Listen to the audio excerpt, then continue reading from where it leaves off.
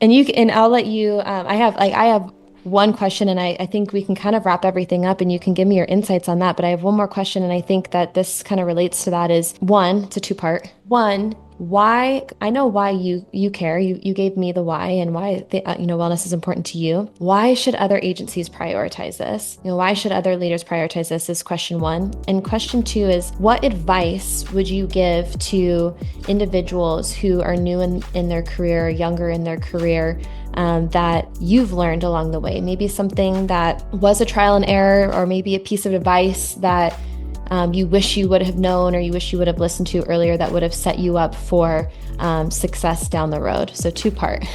What a great pair of questions. Yeah. So context on the first part of the question, I think if you come at things from a true servant leadership heart, I think that conveys very readily in how you go about doing your business and the way you connect with people. And I mean, truly connect with people from within your organization and from outside of your organization.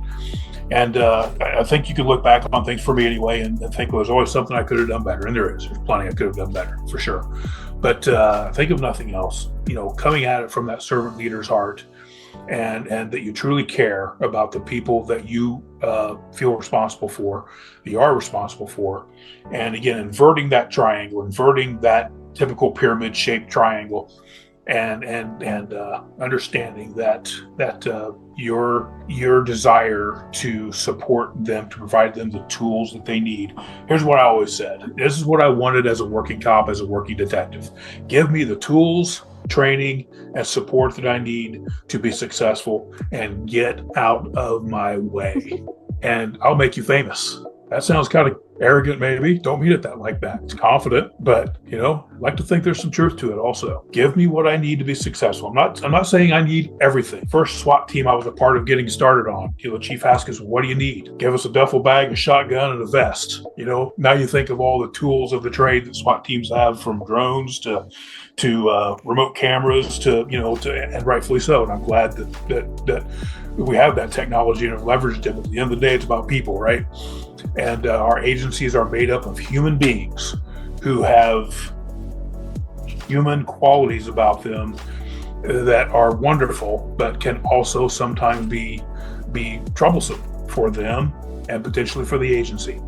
So again, if we can offer a diffusing, if we can offer a way to a comfortable environment where they can feel very, very, supported, and seeking the assistance that they need in a safe, trustworthy place, then it's well worth your investment as leadership to get that done. So I guess maybe I just answered both of your questions there, but if I may expand.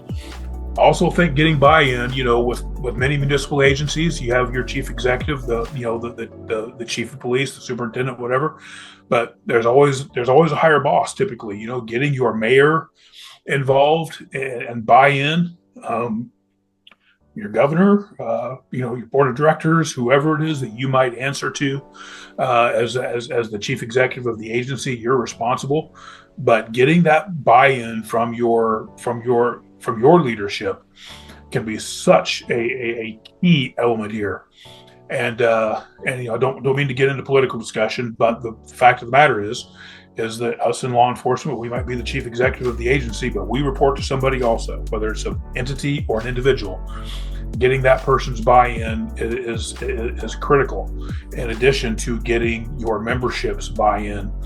I think if your members see the sincerity that you're coming from in this place, and that the only thing that we saw when it came to implementing our wellness program within our agency was the bill to pay, and it was an honor to be able to make that fiscal investment. That seemed like the least of the concerns, and is just to make that fiscal investment. And if we could provide a resource that even one officer takes advantage of, and it potentially saves their career or worse. I have seen some excellent, outstanding police officers who had to conclude their career because of the stressors that they faced within the execution of their duties.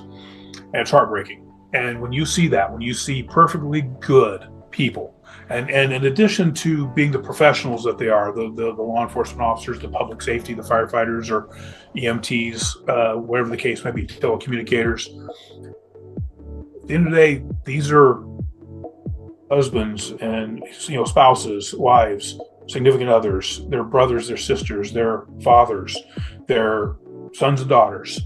There are people who have loved ones who count on them, and to see their careers upended due to some of the stressors that they've faced, it made me all the more determined to do better by our people. And then,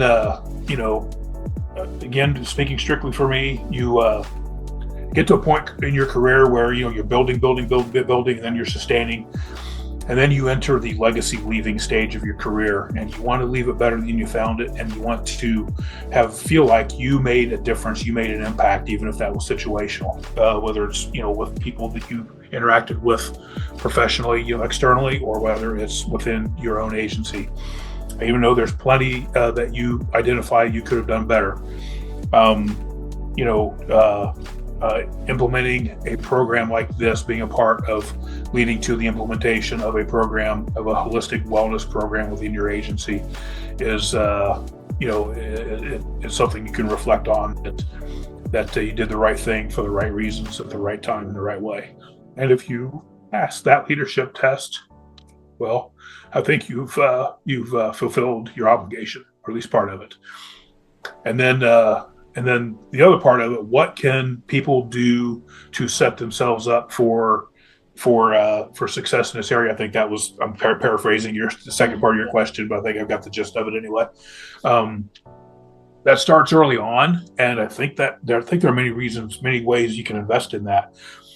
I think one of the big things, though, is maintaining those outside relationships, maintaining a life away from your chosen career. And that would, people who have known me throughout my entire career, they would probably find that statement a little bit ironic, because I was definitely one of those lifers that was fully invested, and I would say even obsessed with being a professional law enforcement officer. Of the areas of interest that I had in particular, I wanted to learn everything I could learn about what it took to be a professional law enforcement officer. That was important to me.